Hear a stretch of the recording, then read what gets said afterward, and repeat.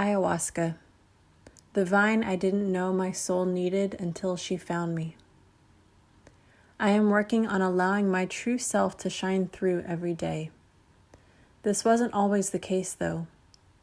Every day, I become more and more aware of why I react to certain things and try to adjust my response, rewiring my brain with new habits.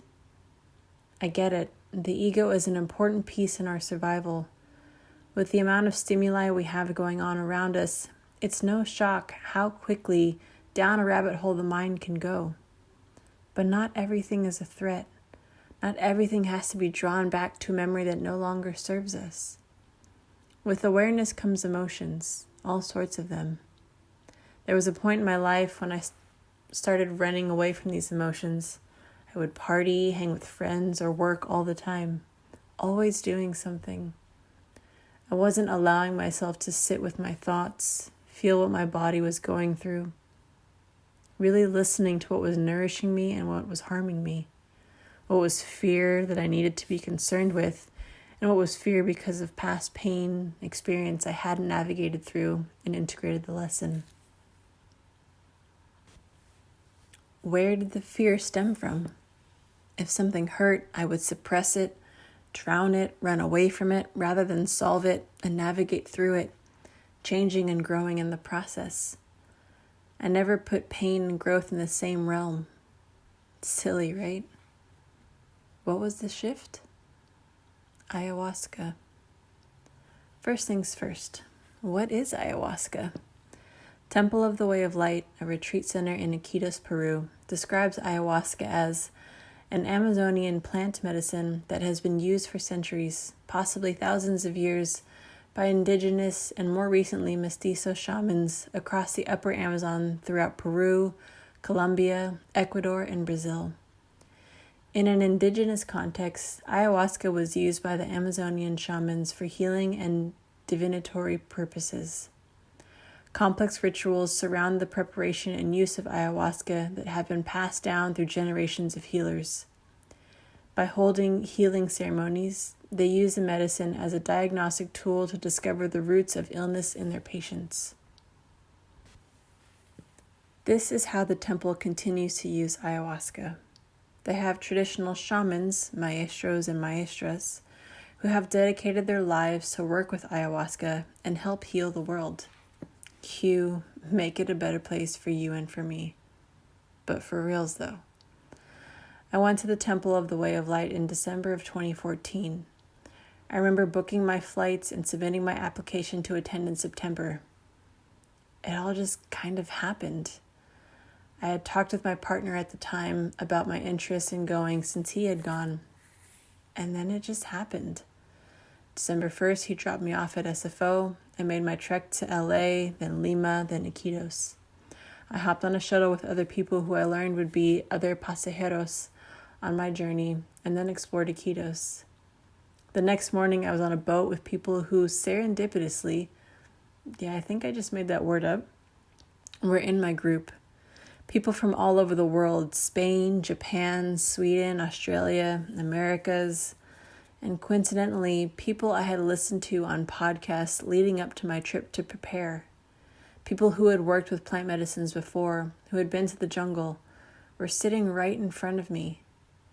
Talk about being in the right place with the right people at the right time. I did 7 ceremonies in 12 days.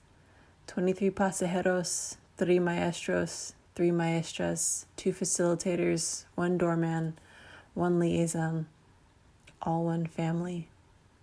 There are people from that group that I feel more connected to than some people that I've known all my life. I experienced extreme pain, immense love, pure bliss, absolute sadness, death, new life, all within those 12 days. My time in the jungle, I had points of wanting to leave, games played in my head, tried to figure things out rather than just experience. My visions varied from losing my parents and then partner and his best friend in car accidents to watching myself age from birth to an old decayed body. I experienced pregnancy and gave birth to a girl that would make the universe explode. I played jacks with my brother, whom is dear Mike, who was to my left at every ceremony. and had enormous laughs. I had moments where I couldn't move, but laying my face on the cold floor brought comfort and ease. I had moments when I could hear so much pain in the room and wanted to just hold space for everyone. By the last day, I was ready to come home. While being in the middle of the Amazon was an incredible experience, seeing where our climate originates, where life breeds existence, so much healing, so much connection, so much reflection. And I was exhausted, physically, emotionally, spiritually. Coming back was hard for me. I tried to go back to work right away and then came down with a nasty flu. Aya was trying to tell me, take some time for you, my dearest. Rest, recover. I was still at a point where I didn't think I was supposed to be resting. I was supposed to be back to work. I was supposed to be able to function in this reality. I was supposed to be making changes in my life that started in the jungle. In actuality, I wasn't supposed to do any of that. I stayed inside, I kept to myself, only really talked to my partner during this time for the first couple of weeks. Trying to process everything I had experienced, I was extremely grateful and extremely confused all at the same time. I started going back to my roots, went and saw my dear Mama Gordon, who is a homeopath, who gave me flower essence to deal with the stress of integrating. I talked about my experience with anyone who wanted to hear. I was changing, unveiling the real me, slowly uncovering my purpose. But I was also resisting. Going back to the ego, change is difficult, so I tried to suppress, run away, fixate on other things. I left my corporate job 11 months later, finally allowing myself to take the leaps I needed to take. I started a program under a nonprofit and brought meditation, movement, and self-reflection to 200 students ages 5 to 8. I helped open a float therapy center. I went to 3 transformational festivals. Life would never be the same. Since then, I've continued to do the work, continued to give myself the love I deserve while being a conduit for others to be vulnerable, to be their authentic selves. This was my biggest lesson. Love yourself first and foremost before loving others. I still draw back to that experience even to this day, recognizing that the visions are still playing out, still making sense, still unraveling themselves.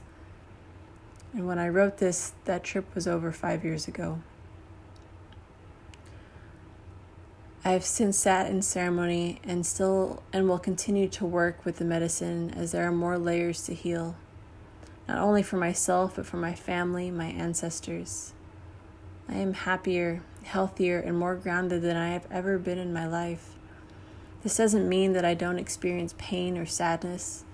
I do, but I allow myself to without judgment and process what is going on rather than suppressing it. I am so much more aware of who I am, my purpose, and I'm better able to interact with others in a more compassionate and loving way, even without really being able to put most of it into words.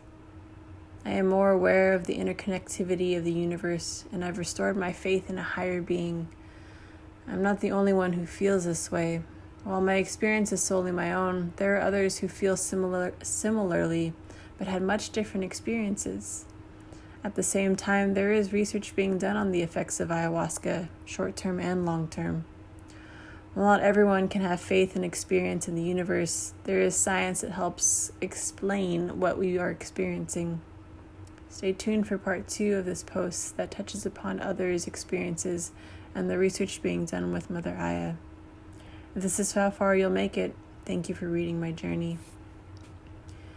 The link below includes a video of a beautiful perspective of what happens during an ayahuasca retreat and during ceremony at the Temple of the Way of Light.